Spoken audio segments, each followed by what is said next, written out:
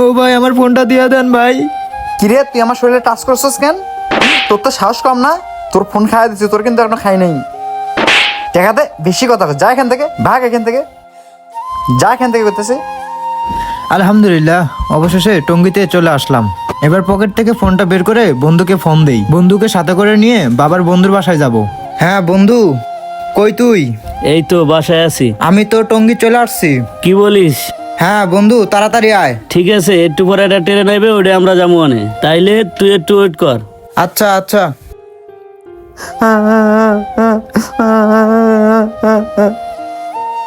কি ব্যাপার, লোকটা কান্না করতেছে কেন? যাই তো দেখি। ও ভাই কি হয়েছে আপনার? আমি দূর থেকে দেখলাম আপনাকে, আপনি কান্না করতেছেন, কোনো সমস্যা? না ভাই, কোনো সমস্যা না, আপনি যান তো এখান থেকে। বলছিলাম কি ভাই, কোনো সমস্যা হলে বলতে পারেন, আমি আপনার ছোট ভাইয়ের মতো। ভাই আপনাকে বললাম না আমার কোনো সমস্যা নাই, আপনি এখান থেকে যান তো। ভাইটার পাশে একটু বসি। ভাই মানুষ তো মানুষের জন্য, কি সমস্যা বলেন, আমি যদি আপনাকে সাহায্য করতে পারি। ভাই শোনেন তাহলে, আমার বাড়ি গাইবান্ধায়। আমি গাইবান্ধা থেকে এইখানে আমার বড় বাসার টঙ্গিতে ঘুরতে আসছিলাম। গাড়ির থেকে একটু আগে নামছি, পরে এখানে বসছিলাম একটু, আমার ব্যাগ মোবাইল সব ছিনতাইকারীরা নিয়ে গেছে। তারপরে কি হলো ভাই? তারপর আর কি ভাই, সব কিছু হারানোর পরে এইখানে বসে কান্না করতেছিলাম। কি বলতেছেন ভাই?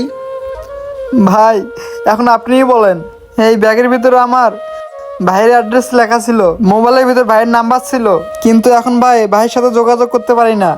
এখন যে আমি গ্রামে চলে যাব, সে টাকাও আমার কাছে নেই। আমি এখন কি করবো ভাই, কিছুই বুঝতে পারতেছি না।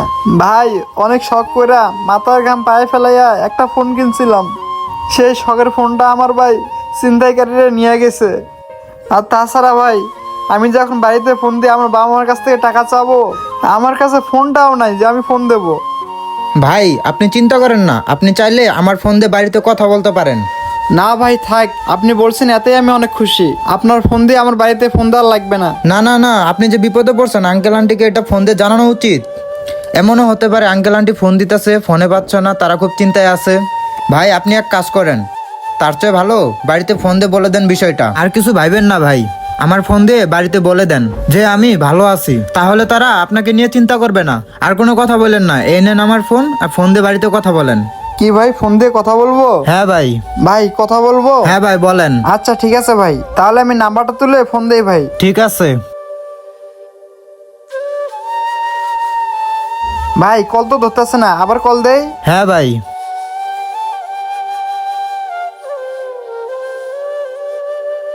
ভাই কল তো ধরতেছে না, আবার কল দেই ভাই। আচ্ছা ঠিক আছে।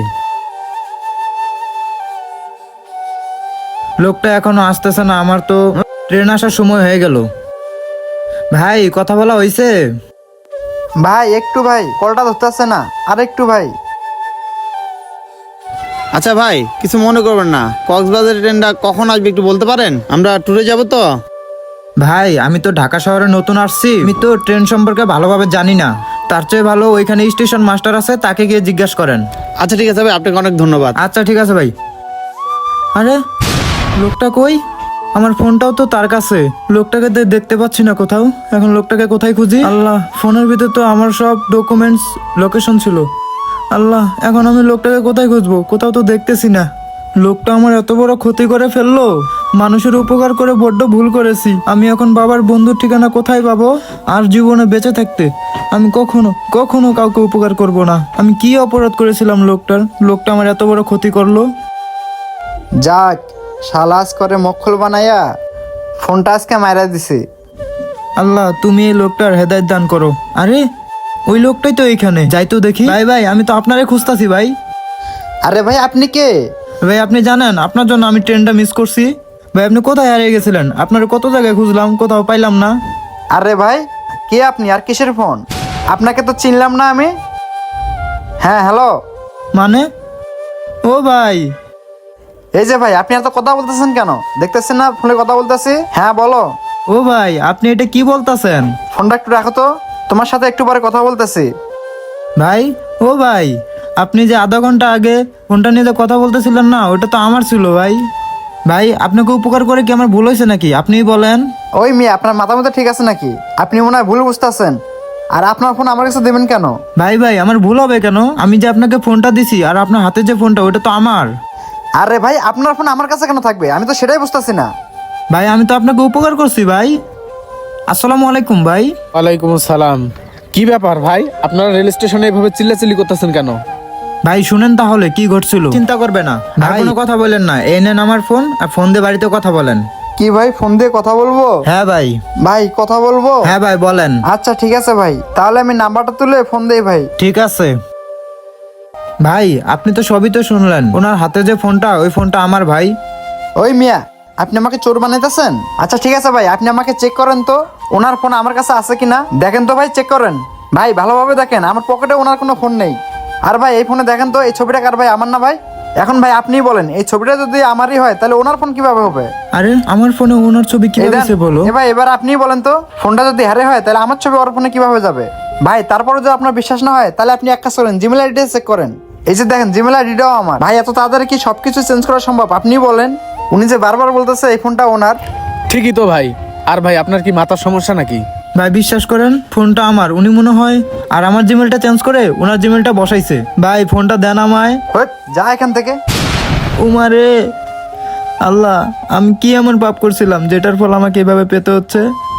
ভাই এমন করেন না ভাই, ফোনটা আমারে দিয়ে দেন ভাই। ফোনের ভিতরে জরুরি ডকুমেন্ট আছে। ফোনে আমার বাবার বন্ধুর বাসার লোকেশন আছে, ওইখানে যেতে হবে।